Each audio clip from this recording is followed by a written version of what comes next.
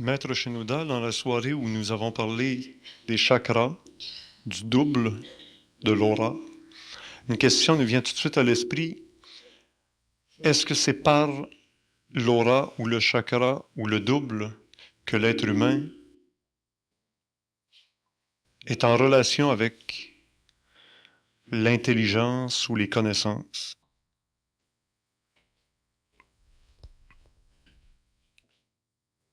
Le siège de la sensibilité, de l'émotion et de l'intelligence et de l'esprit est dans le double.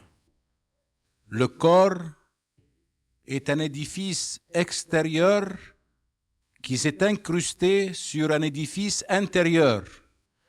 L'édifice intérieur qui contient l'intelligence et la sensibilité, c'est lui le siège de toutes nos émotions, de notre âme et de notre esprit. Parce que l'homme est corps, il est action, il est âme, parce qu'il est sensation, il est esprit, parce qu'il est connaissant.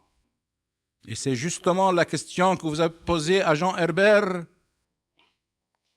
On ne mange pas les animaux parce que chez les hindous, ils admettent que l'animal il a un corps, action, âme, sensation, émotion, et il a un esprit limité à ses méninges. Le double, avec sa structure de chakra, de conduit, de canaux, c'est lui notre être véritable. C'est lui qui vivait avant ta formation corporelle. C'est lui qui s'introduit dans le spermatozoïde ou l'ovule. C'est lui qui te donne des rêves. C'est lui qui te donne les intuitions, les pressentiments.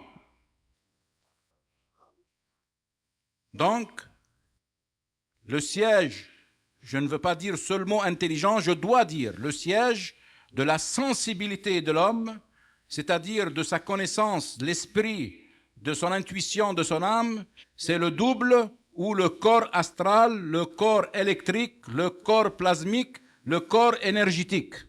Alors pourquoi utilise-t-il un corps physique? L'environnement physique, on ne peut s'adapter qu'avec un corps physique. Lorsque je vais mourir, mon corps astral va s'adapter à un environnement astral.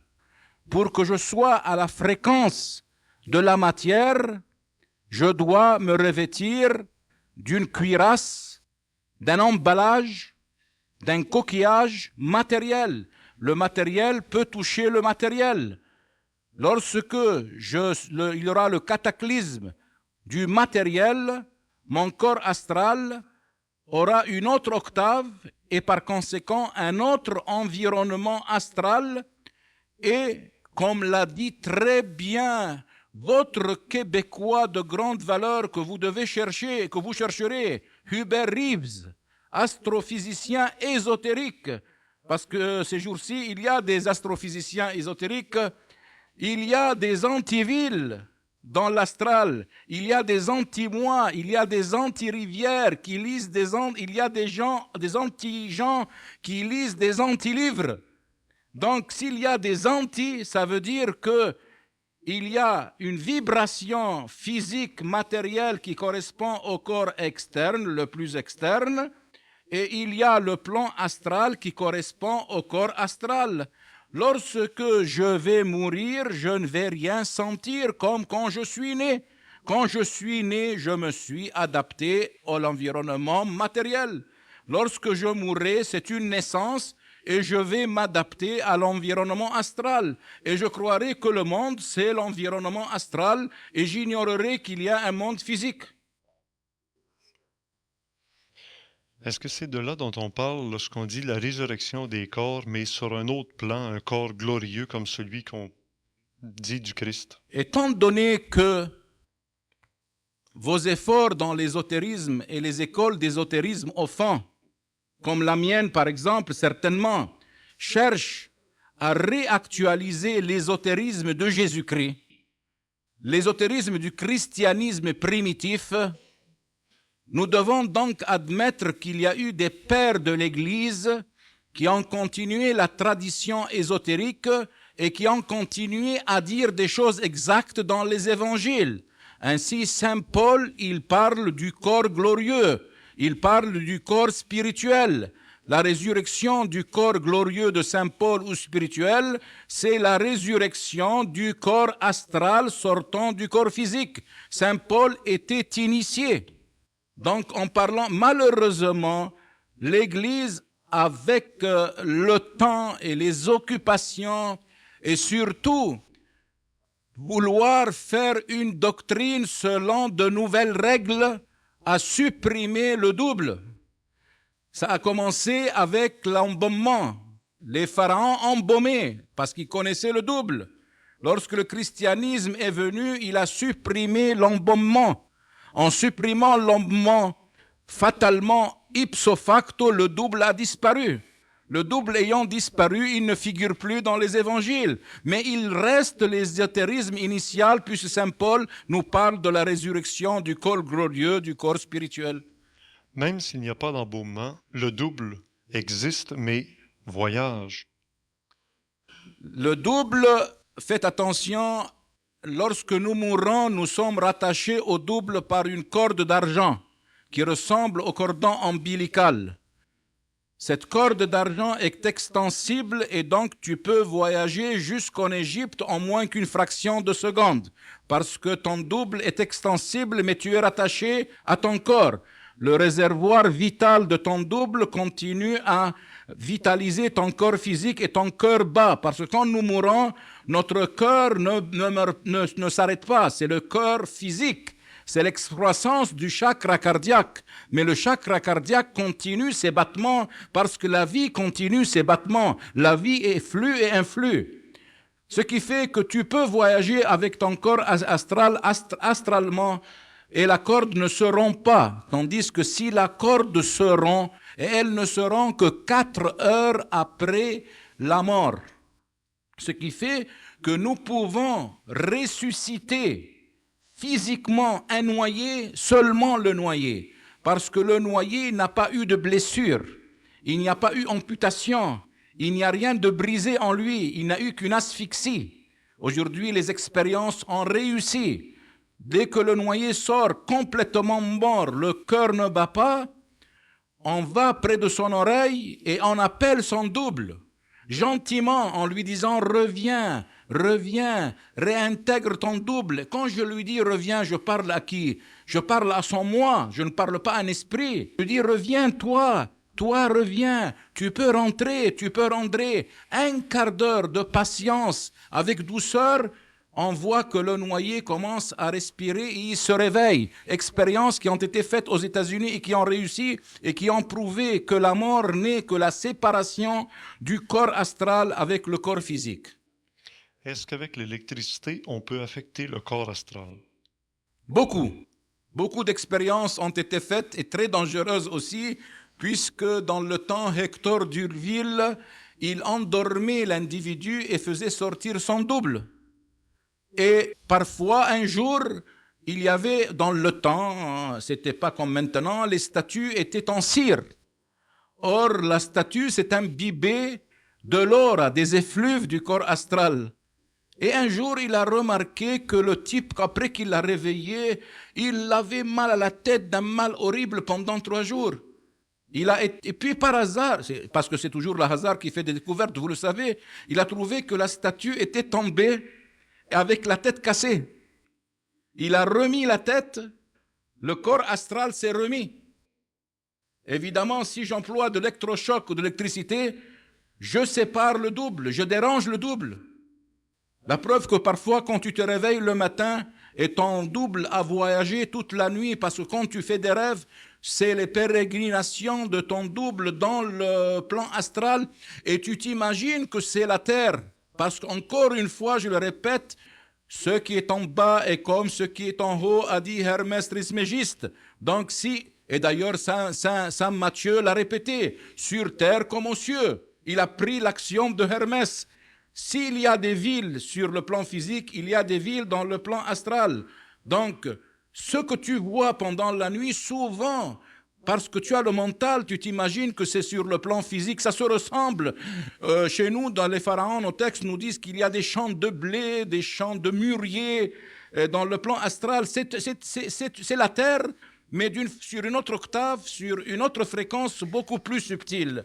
Ce qui fait que lorsque tu dors, tu te lèves parfois, mais tu n'es pas emboîté complètement dans ton double. Alors, parfois, tu te secoues. Ou bien il faut qu'on te secoue pour faire rentrer le double en toi. Et le seul moyen, lorsqu'on se lève et qu'on n'est pas à l'aise, on sent qu'on n'est pas entier, qu'on n'est pas complet, qu'on est dédoublé, c'est d'aller boire un grand verre d'eau.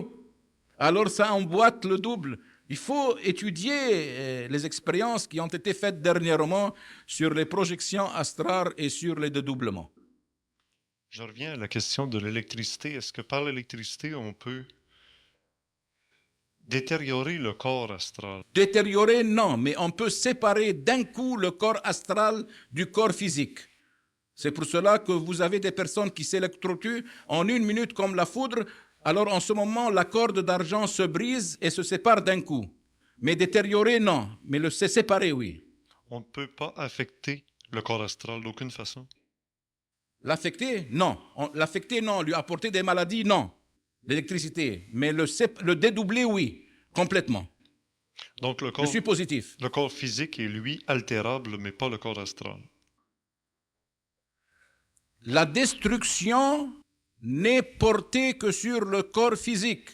Le corps astral ne peut pas être touché. C'est une enveloppe qui demeure et qui vit 2000 ans par rapport à notre temps dans le plan astral et elle a sa fin. Il y a la mort dans le plan astral. Tu as déjà laissé ton corps astral dans le cimetière astral. Et tu as repris un corps, tu reviens de nouveau dans l'œuf terrestre selon les textes pharaoniques. Tu rentres de nouveau dans la matrice d'une femme. Il faut raccourcir le chemin pour ne pas embrouiller le public qui n'a pas développé beaucoup les études là-dessus. Que j'ai aimé un type qui a dit carrément, au lieu de parler de plan astral ou de plan spirituel, disons, raccourcissons le chemin, ce qui est faux. Mais si tu le raccourcis, tu comprends. Dès que tu meurs, tu redeviens ovule ou spermatozoïde qui cherche désespérément la matrice d'une femme. Et c'est ça qui fait que les jeunes veulent s'aimer, ils sont pris d'un désir génital dictatorial furieux, alors qu'on le dit qu'ils sont des débauchés, ils sont des mal élevés, ils veulent faire retourner le mort. C'est le spermatozoïde et l'ovule du mort qui les obligent à s'aimer pour pouvoir repeupler la terre, car nous sommes les mêmes malgré qu'il y a augmentation de population. Ça, c'est une autre question que j'aimerais qu'on me pose. Évidemment, parce qu'une question en branche sur une autre.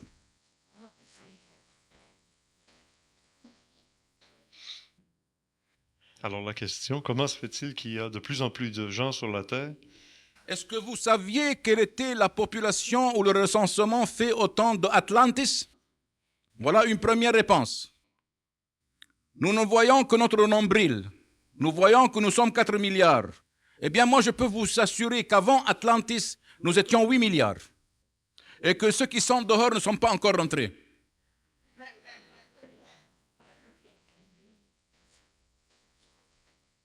Puisque vous nous parlez de l'Atlantide, j'aimerais vous demander qui est Thoth, qu'on a appelé Hermès chez les Grecs, qui avait toute la connaissance. Voilà.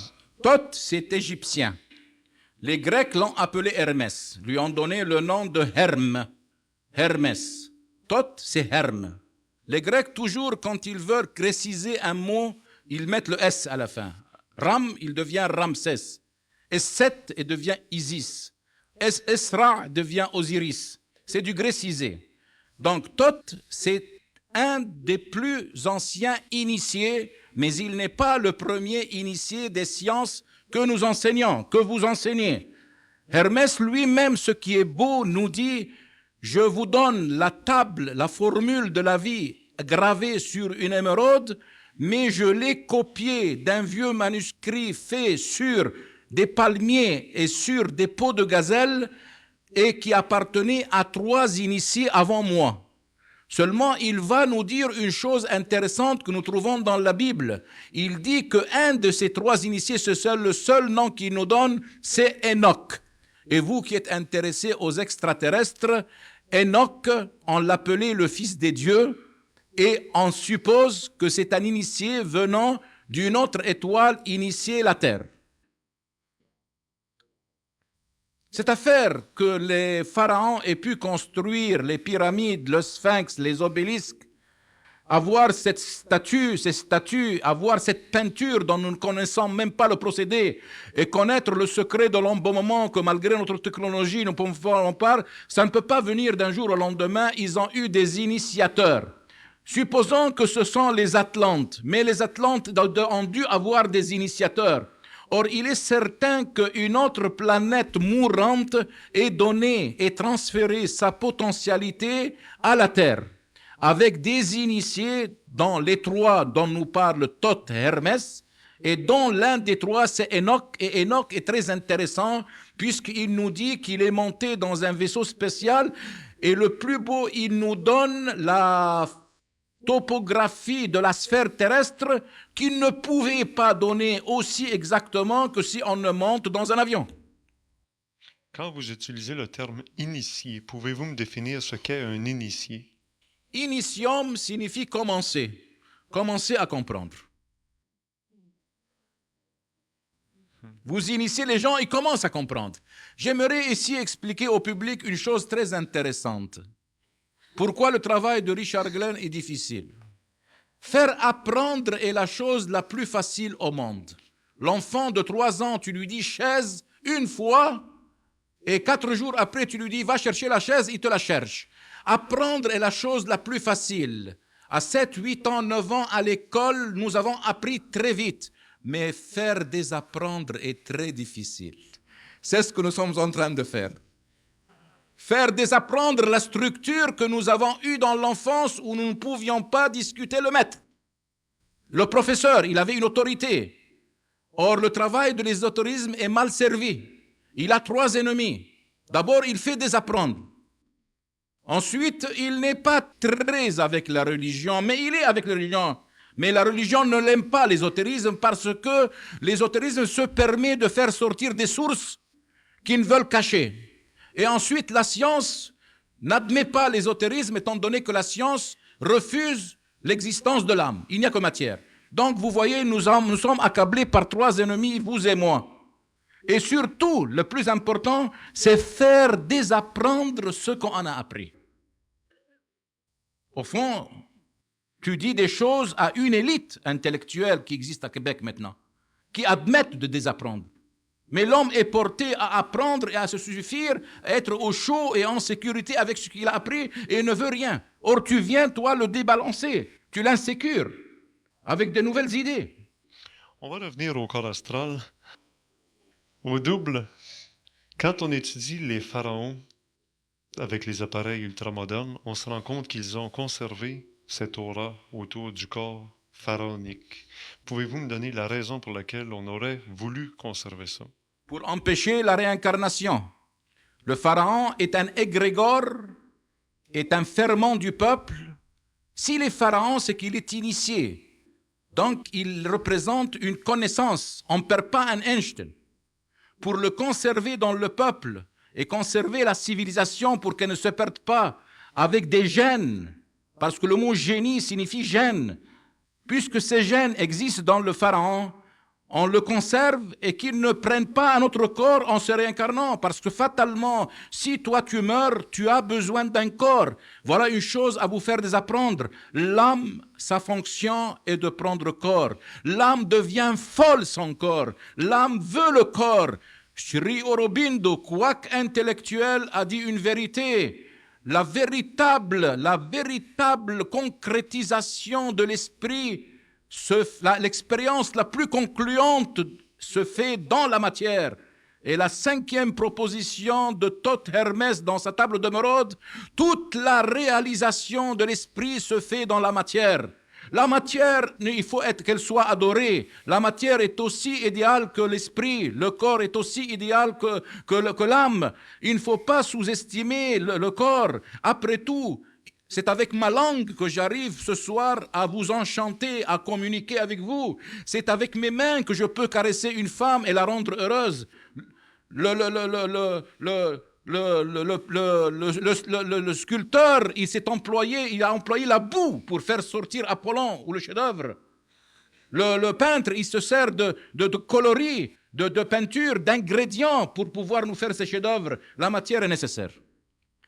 Donc, il faisait l'embaumement, il conservait, il captait, il le enchantait, c'est le mot. Il le captait près du corps pour qu'il ne se réincarne. Et alors, le pharaon vivait simultanément dans le plan astral avec son âme, le bas, car je n'ai pas supprimé le bas, et je n'ai pas supprimé le kha, puisque le kha est près du corps.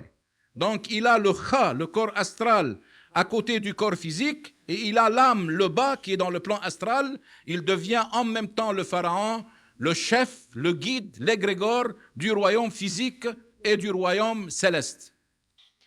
Ça pourrait-il qu'il y ait aussi l'apport du clonage en utilisant une cellule restée vivante? C'est ce qu'on se demande maintenant avec nos technologies modernes, depuis qu'on a pris une cellule d'un œil ou d'un doigt et qu'on a pu reconstituer chez les animaux en série d'autres animaux ou de petits insectes. On se demande si les pharaons n'ont pas embobé le mort aussi pour qu'un jour, il puisse prendre de sa cellule qui est fraîche, puisque Ramsès II, 3500 ans après sa mort, ses cellules ont bourgeonné et ont fait sortir des fleurs.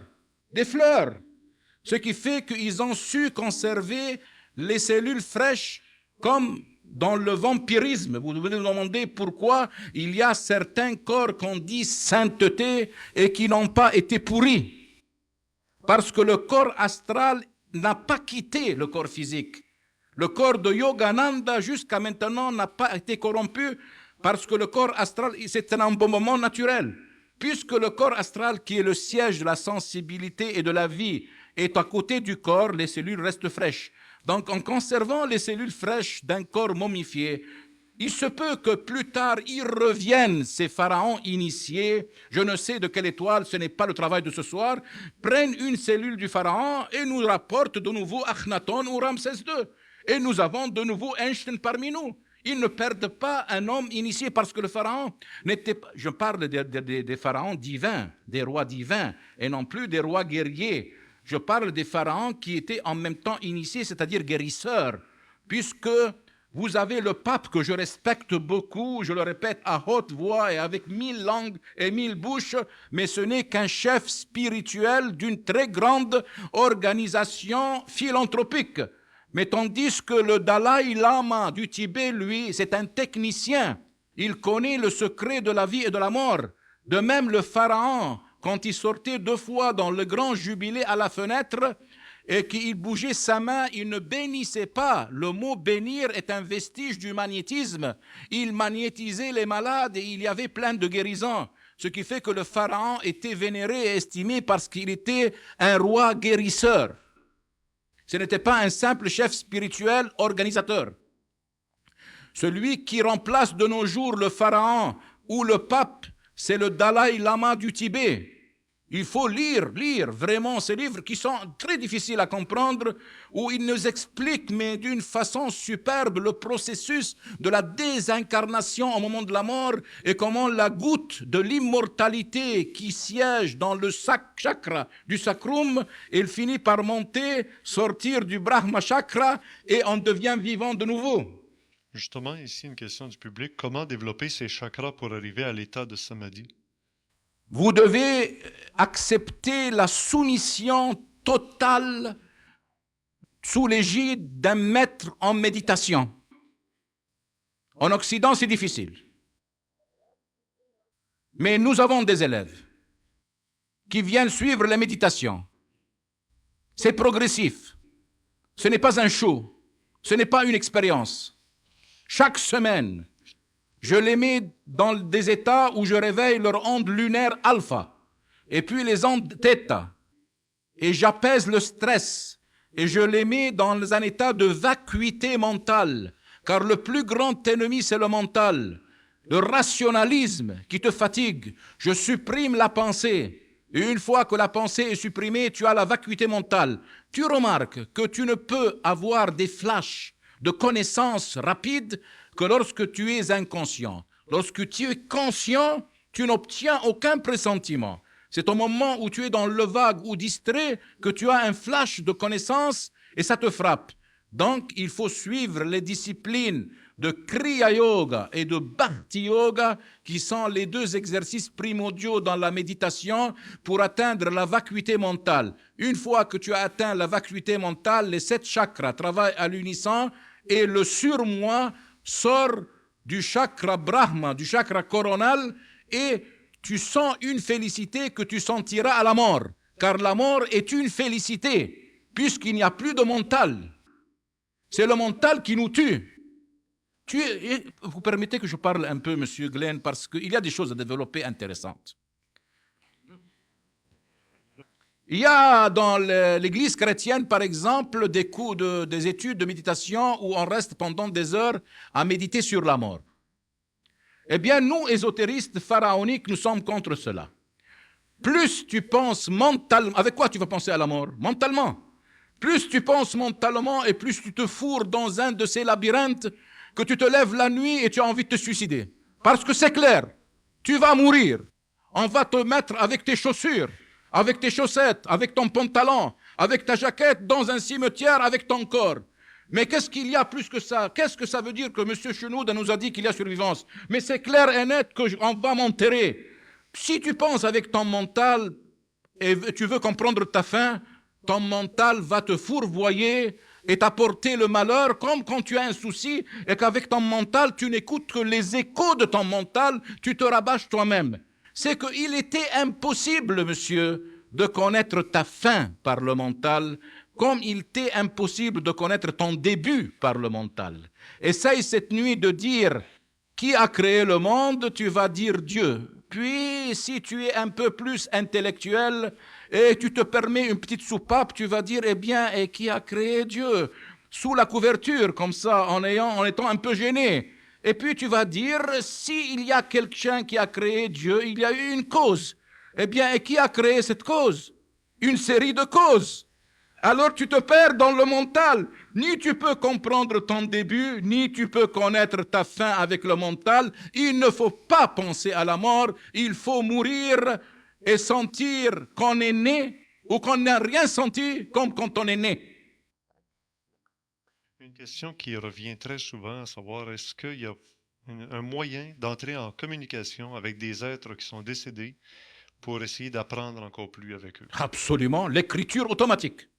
Laissons maintenant les tables tournantes, le spiritisme, parce que ça a donné beaucoup d'écueils. Moi, j'enseigne à mes élèves l'écriture automatique et c'est quelque chose de merveilleux. L'écriture automatique peut être apprise par n'importe qui. Il suffit qu'il soit un peu médium, un peu sensible. Demain soir, mes élèves viennent avec 2 cahiers. Et je commence à leur dire comment c'est l'écriture automatique. Évidemment, j'ai mes mantras pour pouvoir les stimuler à avoir des vibrations dans la veine.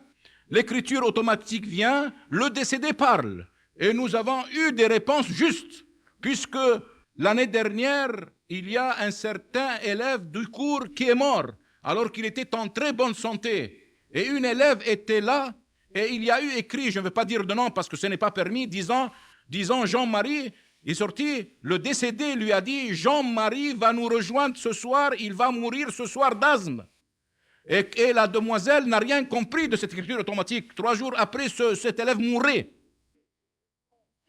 Je préfère les communications avec les morts par l'écriture automatique. C'est devenu aujourd'hui la mode la plus facile et la méthode la plus aisée. Qu'est-ce qui nous assure qu'on n'est pas manipulé dans ces écritures automatiques? On peut. Vous pouvez dire. Vous pouvez le dire. Vous savez, démolir est très facile. Nous pouvons dire que c'est le subconscient. Mais nous avons trouvé parfois que le subconscient était terriblement plus intelligent que nous. Donnez-moi le temps de m'expliquer, s'il vous plaît, puis je vais poser la question.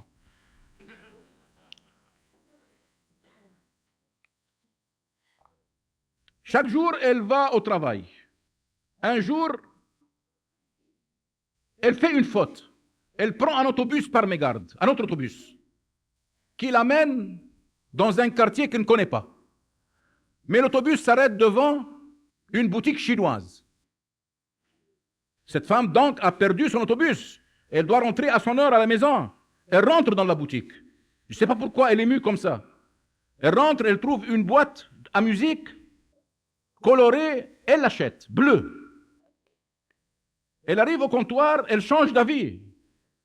Elle dit non, je la veux rouge et je ne la veux pas bleue. Le type lui a dit nous n'avons pas. Elle fait des scènes, car c'était une femme à chichi. Et puis, le patron a cherché dans le dépôt, a trouvé une boîte rouge. Par hasard, il y avait là des hirondelles. Elle prend la boîte, elle ne sait pas pourquoi elle l'achète, elle n'avait pas envie de l'acheter. Elle rentre à la maison et elle dit à son mari, et son mari lui a dit, demain tu vas rendre la boîte, tu jettes ton argent, comme toutes les femmes.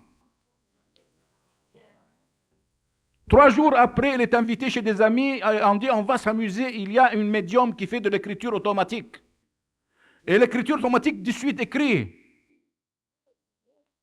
Mary, elle s'est levée, elle. C'était la dame qui avait jeté la boîte. Va de suite chez ta sœur Edith, et remets-lui la boîte rouge pour lui prouver que je suis encore en vie. De suite, elle descend, elle va chez sa sœur Edith et lui remet la boîte rouge. Et Edith crie. Elle dit, ça c'est mon frère John qui est mort depuis 1 semaine. Tout le temps, je lui demandais de me donner des preuves de sa survivance. Et je suis sûr que c'est lui parce que j'aime le rouge. Et ensuite, ce sont des hirondelles parce que chaque matin, nous montions à la fenêtre sur une échelle pour donner des grains à des petits hirondelles dans le nez. Très bien. Ça peut être une autre raison. Nous qui sommes spiritualistes, nous croyons que c'est le mort qui, lui, a communiqué avec sa sœur pour prouver sa survivance. Tout est possible, j'accepte que nous soyons dans l'erreur, mais jusqu'à date, nous n'avons pas eu la preuve du contraire.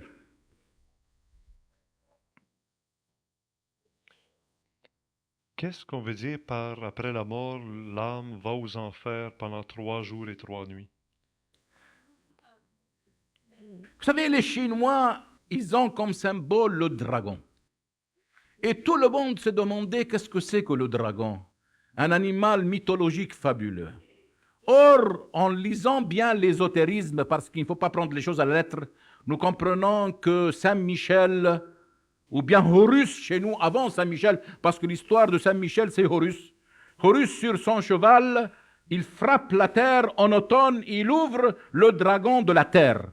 Aller aux enfers, c'est exactement le corps qui passe dans la terre pendant 3 jours.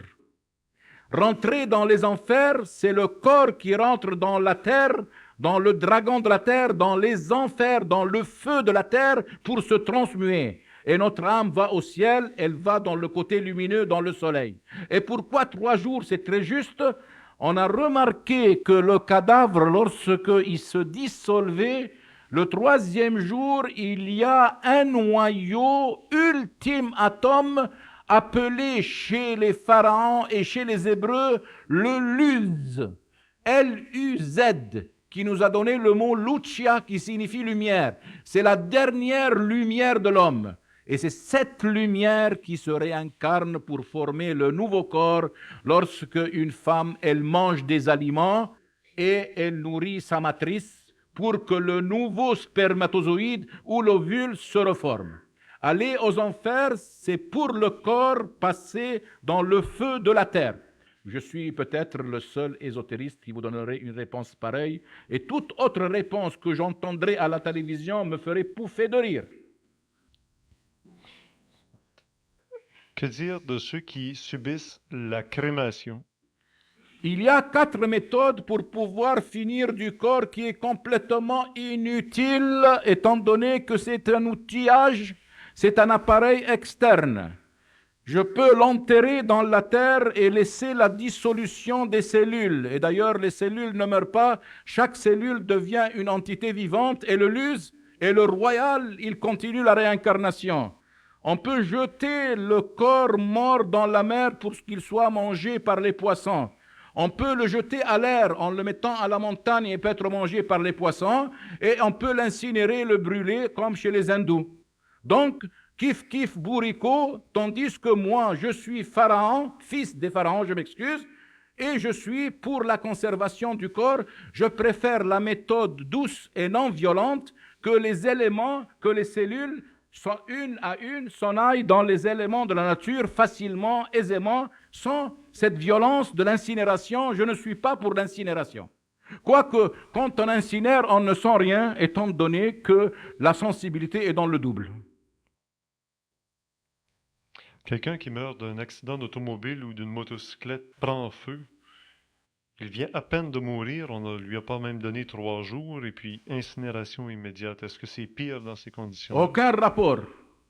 Parce que 4 heures après, la corde d'argent se rend et fait indépendant. Dans l'Ecclésiaste, où il ne croit pas au double, il est dit carrément dans l'Ecclésiaste, et les pleureuses parcourront les rues avant que la corde d'argent ne se rompe.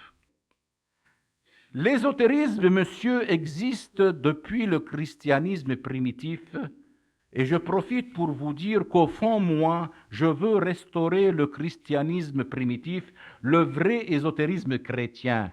Jésus-Christ lui-même est ésotériste. Il a dit, vous avez des yeux pour voir et vous ne voyez pas, et des oreilles.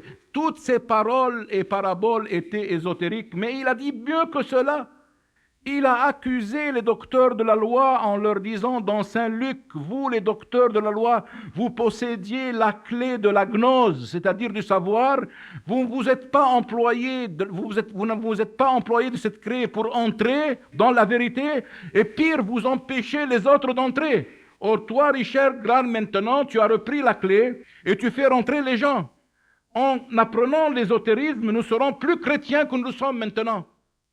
Nous comprendrons que la figure de Jésus est une figure initiatique et c'est un maître d'ésotérisme qui d'ailleurs a appris chez les Esséniens.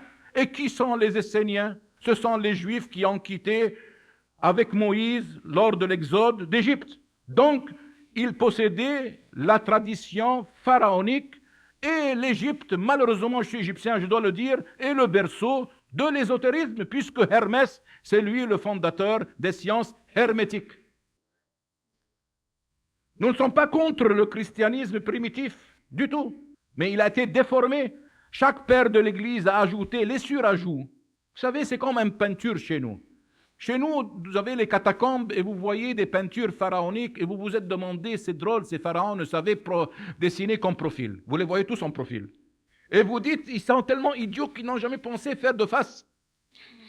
Non, ils le savaient certainement, mais c'est un canon, c'est une école. L'élève qui faisait un corps de face, il était renvoyé de l'école. C'est un enseignement ésotérique.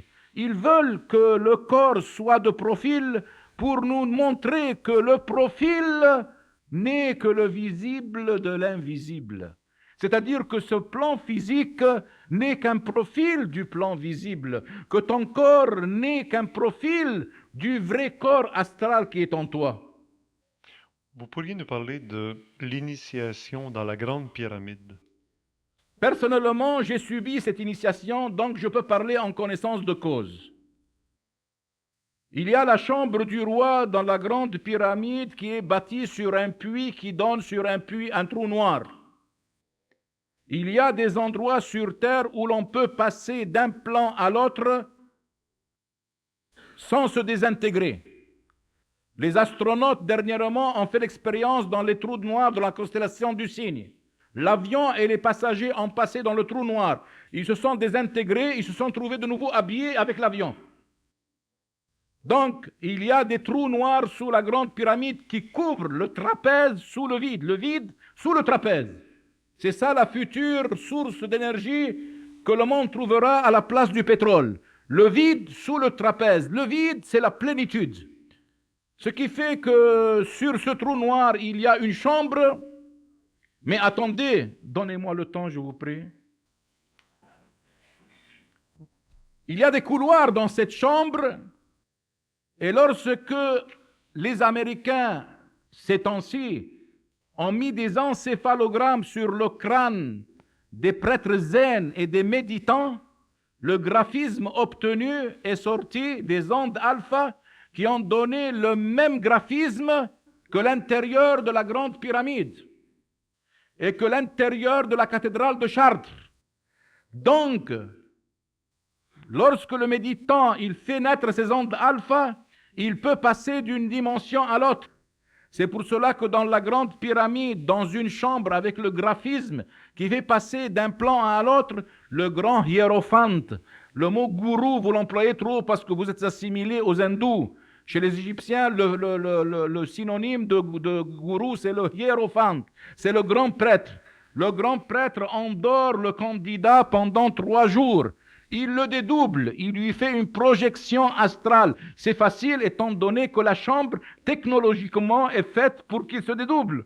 Et une fois que son double sort, il reste en léthargie, en catalepse, dans une vacuité mentale qui est très importante en méditation. Et le corps astral passe dans le plan astral. Et le 3e jour, il le met au soleil dehors pour qu'il voie son Dieu soleil, pour qu'il sache qu'il est un principe solaire. Et il le réveille, et alors il lui donne le titre de ouin, nouveau-né, 2 fois né, qui est resté dans le christianisme. Alors, on lui fait une cérémonie, tu es mort une fois et tu es né, donc tu es 2 fois né, d'ores et déjà, nous allons t'appeler Cheris Sechetao. Cheris Sechetao. Cheris Sechetao. Christ.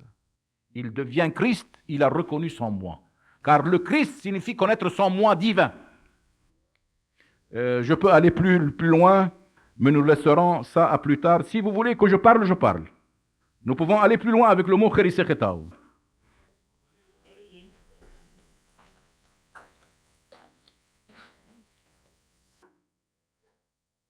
Donc, Jésus-Christ s'appelle Joshua. C'est un nom hébreu, très commun, comme Michel, Pierre. Christ, c'est un mot grec. Comment ce type porte le nom juif et grec à la fois? Christ, c'est Christos. Donc, on voit bien que ce n'est pas un nom, c'est un titre. Jésus-Christ, il a reconnu son moi, Jésus-Christ. Il est devenu un Cherisechetao. Il est devenu un Christ. Et le mot Christ, c'est le mot Krishna. Chez les hindous aussi. Krishna, Christ, Cherisechetao, c'est l'homme qui a reconnu son moi divin, cette lumière dont je vous ai parlé ce soir. Cela peut-il arriver à chacun d'entre nous en vivant maintenant en 1982? Peut arriver quoi? De reconnaître son moi divin? Absolument. Aujourd'hui, la religion tourne vers l'étude du moi, l'introspection du moi, l'autopsychanalyse du moi. Les jeunes vont vers les cours de méditation. Il ne s'agit plus... Regardez une chose très intéressante. L'Église chrétienne, au début, s'occupait beaucoup de méditation. L'homme reconnaît qu'il est lumière divine, qu'il est divin. C'est ça la religion chrétienne au début, des premiers pères, des monachistes, des moines, des ascètes de nos déserts d'Égypte. Avec le temps, on ne parle plus si nous avons une âme ou nous n'avons pas une âme. Ils disent nous avons une âme. Mais comme je l'ai expliqué ce soir, ou comme l'a expérimenté les pharaons et les Tibétains, on n'en parle plus. On se suffit de dire que ton âme ira au ciel ou en enfer. On s'arrête à une seule chose, à la destination de l'âme. On ne parle que de la destination de l'âme. Si elle va au paradis, c'est très flou. On va contempler Dieu. Ça ne se comprend pas très bien, cette félicité de contempler Dieu. Quant à l'enfer, ils connaissent tous les moyens de torture. Ils connaissent l'enfer très bien, 1000 fois mieux que le paradis. Bon. Ce qui fait que les jeunes ont trouvé que la religion qui leur enseignait de nos jours était des interdits, des tabous, des sanctions, et non pas la connaissance du moi.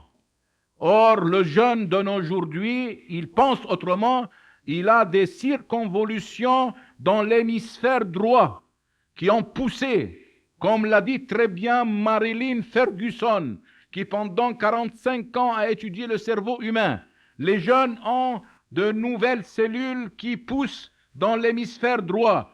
Car moi, ce soir, je ne parle qu'avec mon hémisphère droit.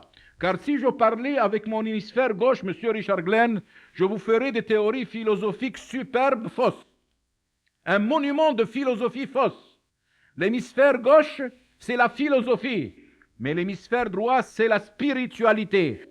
Ce qui fait que les jeunes aujourd'hui ayant eu des lampes qui se sont allumées dans l'hémisphère droit, n'acceptent plus une religion de tabou, d'interdit, de punition et de pénitence. Ils veulent connaître leur propre identité. Alors ils courent vers les centres de méditation où franchement, quand l'élève se recueille avec lui-même, se tâte, entre en lui-même, abolit la pensée, cesse de rationaliser, il commence à se comprendre. Il se retrouve et en finale, il reconnaît qu'il n'est pas corps, mais qu'il est esprit, et que son esprit, c'est l'esprit universel, et qu'il n'est pas mis sur une planète, mais il est lui-même tout l'univers. L'homme est un petit univers. L'homme n'est pas mis dans l'univers. L'homme n'a pas été créé dans l'univers. L'homme n'a pas été créé par Dieu. Toi, tu es un être vivant qui existait avant la formation matérielle du cosmos. Tu étais l'être dans l'être. C'est-à-dire l'être, Dieu, qui n'a jamais commencé ni pris fin. C'est pas clair. Dieu qui n'a jamais... Tu étais dans le principe. Or, un principe qui a un début, dit la Kabbale, ne peut pas être un principe. Donc, tu étais dans le principe, avant la formation du cosmos matériel. Eh bien, la méditation peut te permettre, par l'état de Samadhi, de Satora, de reconnaître que tu es esprit et que tu n'es pas corps. Et deuxième chose, que ton esprit n'est pas différent de l'esprit universel. Une question très terre-à-terre. Les photos que vous nous avez montrées tantôt d'esprit, étaient-elles des exemples ou bien des preuves de laboratoire? Les photos d'esprit ou de fantômes qu'on voyait, éthériques? Non, ce sont des preuves de laboratoire données par, écoutez ce nom de Bjorkom, car vous entendrez parler de lui. Il est tout à fait récent. Il a poussé à outrance les expériences de Dr Kirlian et il nous a montré la photo de l'esprit. Il est feu, il est lumière. D'ailleurs, tous les païens adoraient le feu. Et d'ailleurs, tu es tellement feu que tu te consumes et tu te régénères. Tiens, sur le tantrisme, justement, ici une question. Vous avez parlé légèrement du tantrisme. Pourriez-vous nous en parler un peu plus? Son effet, quel est-il? Oui. Il y a deux sortes de tantrisme, le tantrisme de gauche et le tantrisme de droite. Le tantrisme de gauche, tu as ta partenaire avec toi et tu fais l'amour avec elle, mais tu ne le fais pas entre deux séances de télévision ou bien en 5 minutes. C'est une adoration de soi-même par soi-même, car l'acte physique sexuel est un acte spirituel, puisqu'il donne la vie. Tu prends toute la nuit avec ta partenaire. Comment? Puisqu'il y a une finale que je dois obtenir et que je ne peux pas retenir. Eh bien, le tantrisme te donne la méthode. Chaque fois que tu arrives au port, tu retiens ton souffle, tu inspires, tu fais une rétention de la respiration qu'on apprend dans la méditation, tu fais remonter la semence, le semen, jusqu'au chakra coronal, et de nouveau, il retourne dans le sacrum et tu le fais remonter. De la sorte, il n'y a pas d'acte bref, il n'y a pas de finale, tu peux retenir l'éjaculation toute la nuit, et c'est une preuve que tu aimes ta bien-aimée puisque tu la prends contre ton cœur. Ça, c'est le tantrisme de droite qui te de gauche qui te divinise. Le tantrisme de droite n'est pas fait pour vous. Il est fait pour le yogi. Le yogi, lui, n'a pas de partenaire.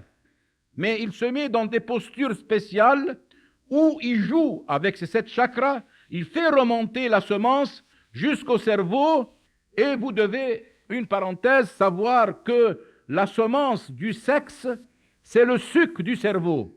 Le sexe est dans le cerveau. Le plus grand plaisir du sexe sort de la tête. Il ne sort pas du sexe. Ce qui fait que, en faisant remonter le rosée de vie, le semen, dans son mental, il le lance hors de Brahma Chakra, le surmoi, il obtient une félicité supérieure à la volupté physique. Et alors, il devient universel. Son amour, au lieu d'être limité à une partenaire, elle est généralisée sur l'universalité de toute l'humanité.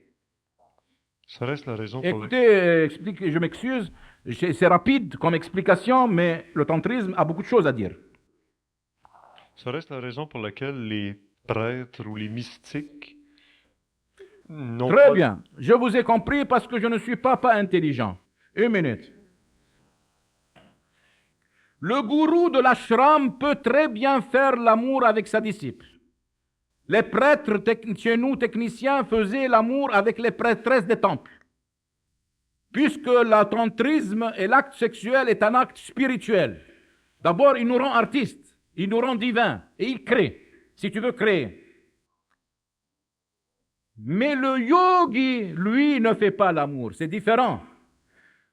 L'idée accréditée partout qu'on vous a enseigné, puisque c'est difficile de vous faire désapprendre, qu'un spiritualiste ou un saint homme ne doit pas faire l'amour, que les choses du sexe sont contraires à la sainteté. Eh bien, j'aimerais vous dire qu'on devient plus intelligent quand on fait le sexe. Et sans le sexe, on sent mauvais. Et sans le sexe, on marche tordu. Et sans le sexe, on a des idées morbides. C'est dans la loi de la nature, c'est l'axe fondamental de la vie. Mais il y a certaines personnes, donc dans l'ashram, prêtres et prêtresses font l'amour, tandis qu'il y a une spécialité originale d'hommes qui ne font pas du tout l'amour. Et j'ai répété, c'est l'ascète, le yogi, et n'importe quel autre nom que vous donnerez, mais pas le gourou. Le gourou, le hiérophante, le prêtre, le guide spirituel peut faire l'amour, mais le yogi ne fait pas l'amour. Attendez, j'ai pas fini. Lorsque on fait l'amour, on s'enrichit beaucoup au point de vue idéalisme et art. Et on devient bon, et on devient sociable, et on est humain. D'ailleurs, le jeune homme qui fait l'amour est le plus plaisant, c'est le compagnon recherché. Celui qui ne fait pas l'amour est lugubre. Celui qui ne fait pas l'amour comme le yogi, qu'est-ce qu'il fait?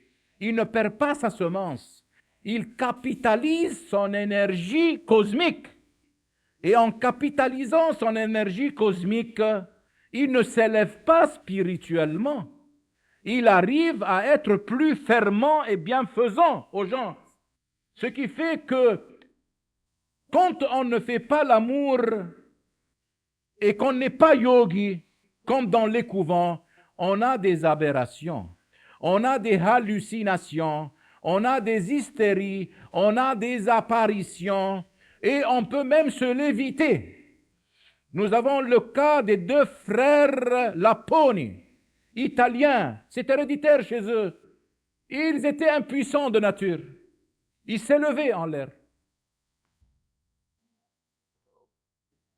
Il est en fait certain que lorsque tu ne perds pas longtemps ta semence, tu as des pouvoirs psychiques, mais aucune élévation spirituelle. Ça n'a aucun rapport avec l'élévation spirituelle. Saint Jean de la Croix était un grand mystique et il nous a laissé des écrits érotiques de toute beauté, très salés. Sainte Thérèse d'Avila était mystique et nous a donné des Saint Thomas d'Aquin. J'ai aimé l'ésotérisme parce que j'ai aimé Saint Thomas d'Aquin.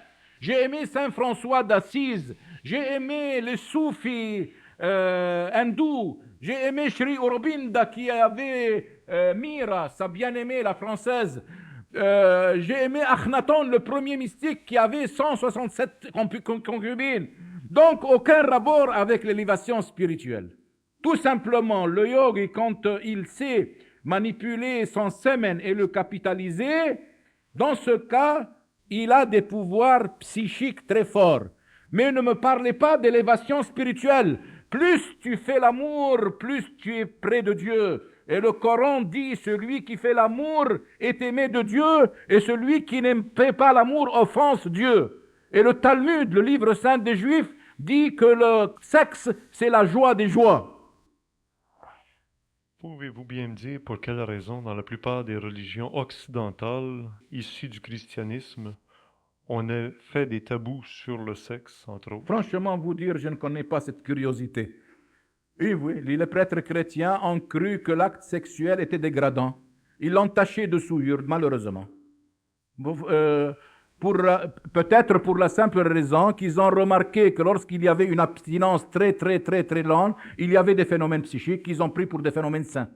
Et c'est ça la bonne réponse. Les saints chez les catholiques, on leur demande presque à chaque fois de prouver leur sainteté en conservant leur corps une fois mort. On va ouvrir la tombe pour vérifier si le corps est en putréfaction. Ça n'a aucun rapport puisqu'il y a des saints, des grands saints dont le corps a été pourri en 3 jours, et il y a des bandits comme Georges Khouri au Liban dont le corps est conservé et c'était un guerrier et un bandit. Et un certain Karam aussi, s'il y a des Libanais ici. Et il a le corps conservé alors que c'était un bandit. Alors comment se fait-il que ça se Le conserve? corps astral ne s'est pas séparé du corps physique, curiosité de la nature. Je ne prétends pas tout savoir. Je suis un humble professeur. Le fait d'être prisonnier un peu de son corps astral, puis je dois vous dire une chose, c'est qu'en vous écoutant parler ce soir, on panique un peu d'entendre parler qu'on a un corps d'une nature qu'on ne connaît à peu près pas. Et si chacun de nous vivant a ce corps, tous ceux qui sont décédés viennent ici se promener avec leur corps, on ne les voit pas. Et là, on panique un peu en se disant, mais est-ce qu'on le conserve en santé? Est-ce qu'on agit comme il faut vis-à-vis ce double? Vous avez raison, monsieur, les corps astraux sont parmi nous. Les morts sont parmi nous. D'ailleurs, les morts vivent en famille. D'ailleurs, il y a la pratique de faire des repas le 40e jour et le 7e jour parce que le mort vit avec nous. Le mort retourne dans ses endroits familiers avec le corps astral. Il n'y a aucune objection que le corps astral se mêle. Lui, il peut très bien se mêler à nous, mais nous sommes opaques pour lui pendant le jour. Et il est tout à fait uni avec nous. Il nous embrasse, il nous inspire pendant le rêve, parce que pendant le rêve, le corps physique est engourdi et le corps astral est libéré. Donc, un corps astral peut voir et communiquer avec un corps astral. Pendant les rêves, les corps astrales, les anciens amours se réunissent et font l'amour ensemble même pendant le sommeil. Les corps astrales peuvent vivre avec nous, tant qu'ils ne se sont pas réincarnés. Il n'y a rien à paniquer là-dedans. Non, mais c'est qu'on ne sait pas si on agit comme il faut pour être en harmonie avec ce corps qui est un peu invisible. Tu n'as rien à faire aux morts, c'est lui qui doit te faire, c'est toi le malheureux. C'est toi qui es encore crucifié dans la matière, c'est toi qui dois connaître et éprouver les expériences de l'école de la matière qui est très enrichissante. D'ailleurs, le pourquoi de l'existence n'a pas été enseigné ni par l'Église ni par les universités. Le pourquoi de l'existence. Mais un ésotériste connaissant son boulot te répond. C'est pour élever ton niveau de conscience. Donc, sur Terre, tu es malheureux parce que tu dois acquérir des connaissances, naître pour connaître. C'est-à-dire naître avec connaissance. Plus tu connais, plus tu élèves ton niveau. Il est certain que nous sommes arrivés, nous, maintenant, au 6e niveau de conscience que j'ai montré maintenant. Et nous jouissons de sensations plus subtiles que le terre-à-terre ne peut sentir. Par exemple, un monsieur qui n'est qu'au 3e stade, tu l'amènes ce soir, il ne va rien goûter. Eh bien, ces gens-là, je ne sais pas combien tu les as fait payer ce soir, ils les ont payés avec plaisir parce qu'ils obtiennent des jouissances subtiles parce que leur niveau de conscience est élevé. C'est pourquoi il est difficile de pouvoir... Je n'ai pas 30 ans, je n'ai pas 20 ans, je ne m'imagine pas avec mes connaissances que je vais faire marcher le monde derrière moi. Il y a toujours une classe qui veut rester terre-à-terre, qui doit d'abord être terre-à-terre, qui doit être d'abord paysanne, qui doit être complètement ouvrière, qui doit être tout à fait terre-à-terre. Et puis après l'intellectualisme, c'est ça la vie, les hiérarchies.